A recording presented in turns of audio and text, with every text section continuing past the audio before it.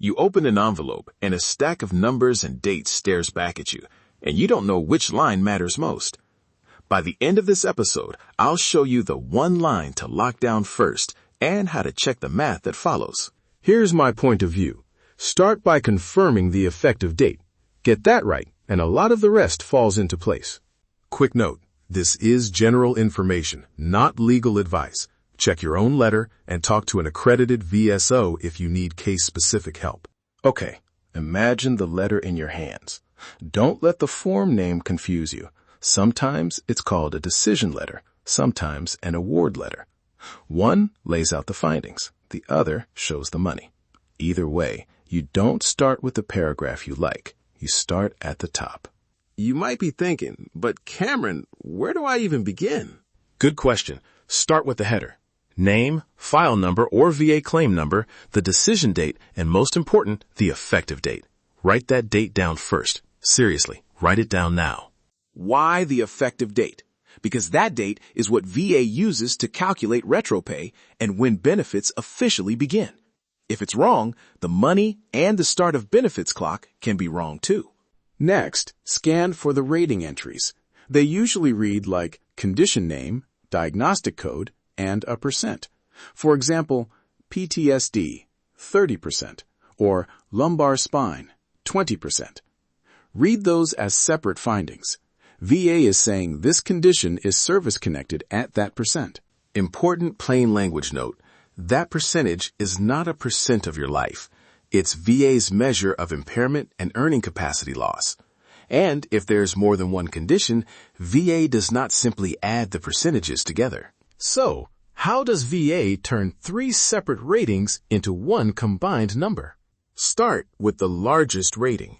Picture it cutting into 100%. If the largest is 30%, you have 70% left. Apply the next rating to that remaining 70%. Then apply the next to what remains after that.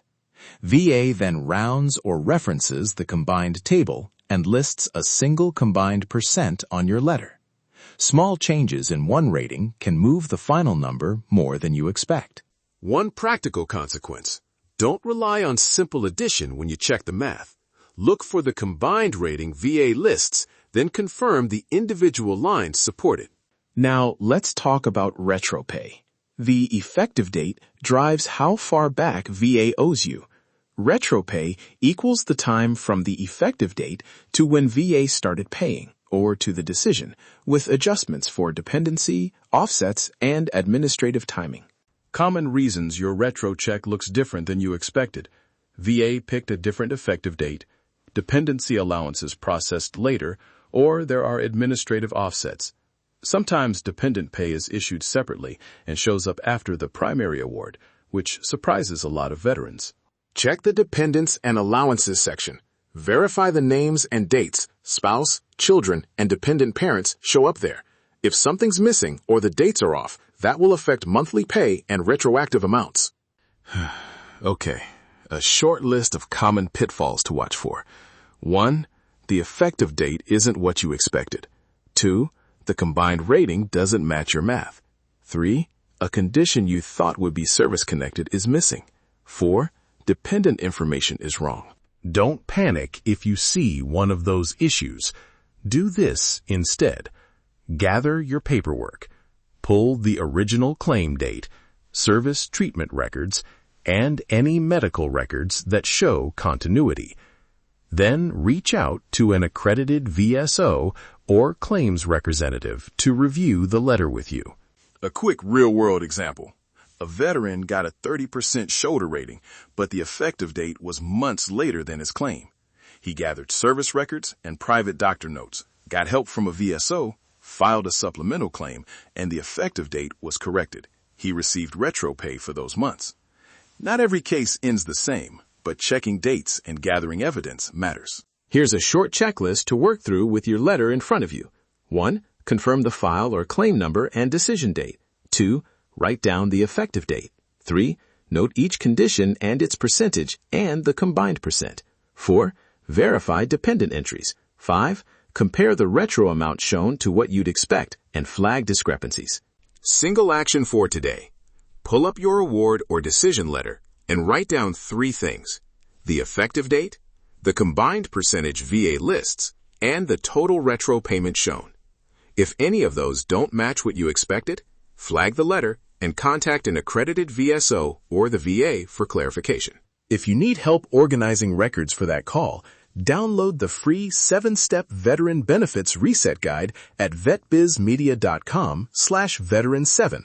It walks you through collecting military records, medical evidence, and a simple checklist to use with a VSO. Before I sign off, a couple of do's and don'ts. Do, document and verify. Do, contact an accredited representative for case-specific questions. Don't post private claim details on social media. Don't pay for guarantees. And don't assume the paper is final without reading the reasons VA gives. Thanks for listening to the Veteran Benefits Reset Podcast.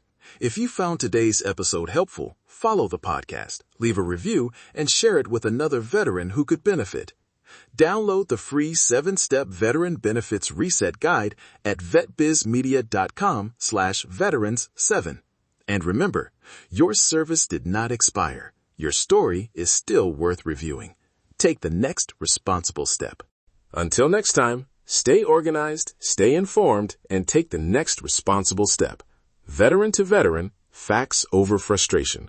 Organize, verify, execute.